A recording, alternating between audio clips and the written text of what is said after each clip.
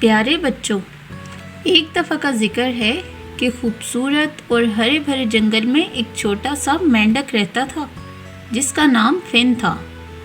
فن عام مینڈکوں جیسا نہیں تھا، جہاں دوسرے مینڈک تالاب کے آس پاس چھلانگیں لگاتے اور مکھیاں پکڑنے میں خوش رہتے۔ فن کا ایک خواب تھا۔ ہر روز فن تالاب کے کنارے بیٹھ کر پرندوں کو آسمان میں اڑتے دیکھتا۔ وہ اپنی بڑی گول گول آنکھوں سے ان کی ہر حرکت کو غور سے دیکھتا اور اس کا دل چاہتا کہ وہ بھی ان کے ساتھ ہوا میں اڑ سکے۔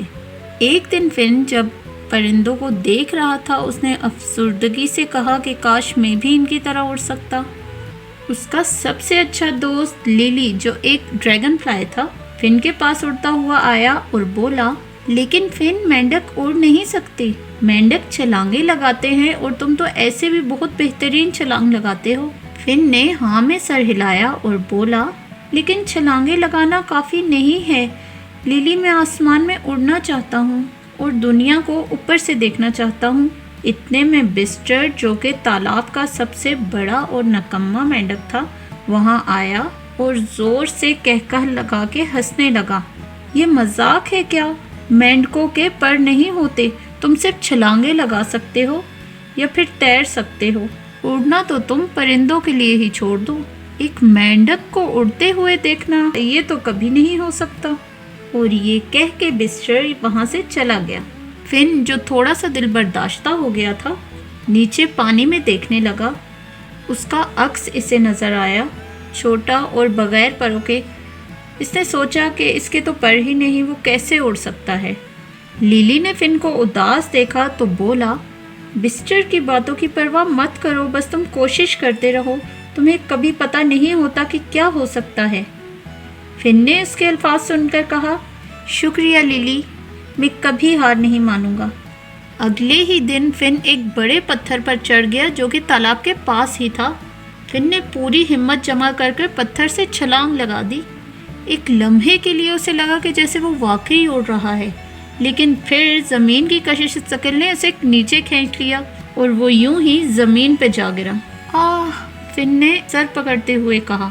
لیلی، جو قریب کی شاخ پر ہی بیٹھا یہ سب کچھ دیکھ رہا تھا، وہ بولا، فن تم ہوا میں تھے اور یہ شروعات ہے۔ فن بھی بہت خوش تھا۔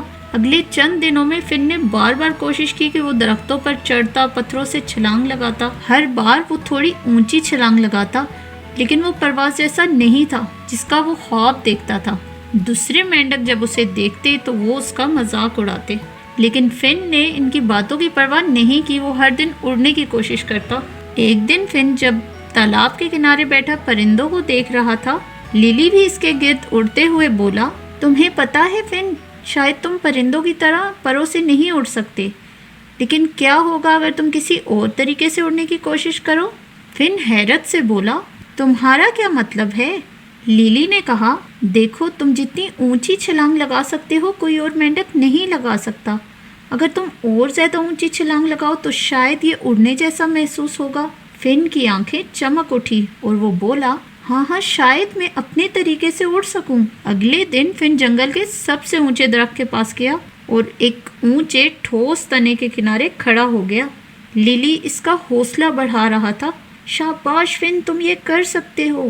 فن نے اپنی پوری طاقت جمع کی اور چھلانگ لگا دی۔ یہ فن کی زندگی کی سب سے اونچی چھلانگ تھی۔ ایک لمحے کو فن کو لگا کہ جیسے وہ واقعی اڑ رہا ہے۔ ہوا اس کے چہرے پر چل رہی تھی اور نیچے کے سب درخت اسے چھوٹے لگ رہے تھے، لیکن آخر کار فن نرم گھاس پر آ گرا۔ لیلی اڑتا ہوا فن کے قریب آیا اور بولا، فن، یہ حیرت انگیز تھا، تم اتنا اونچا اڑ گئے تھے کہ جیسے لگ رہا تھا کہ تم واقعی میں اڑ رہے ہو۔ فن نے مسکراتے ہوئے کہا، ہاں، میں نے یہ کر لیا، کم از کم اپنے طریقے سے۔ اتنے میں بسٹر اور باقی سارے مینڈک بھی ادھر آ گئے۔ بسٹر نے فن کی بڑی چھلانگ کو دیکھا تھا۔ وہ حیرت سے بولا، مجھے یقین نہیں آ رہا، یہ لاجواب تھا۔ فن، میں نے کبھی یہ نہیں سوچا تھا کہ مینڈک اتنی بڑی چھلانگ بھی لگا سکتے ہیں۔ فن نے مسکراتے ہوئے کہا، شاید میرے پر نہیں ہیں پرندوں کی طرح، لیکن میں نے سیکھ لیا ہے کہ بغیر پروں کے بھی اڑا جا سکتا ہے، اگر آپ کو خود پر یقین ہو تو۔ اس دن کے بعد فن کو اڑنے والا مینڈک کہا جانے لگا۔ ہر دن وہ اپنی مشق کرتا، ہر دن وہ پہلے سے بھی اونچی چھلانگ لگاتا۔ اگرچہ وہ کبھی پرندوں کی طرح نہیں اڑ سکا، لیکن اس نے اپنے ایسے خواب کو سچ کر دکھایا جس کا وہ کبھی تصور بھی نہیں کر سکتا تھا۔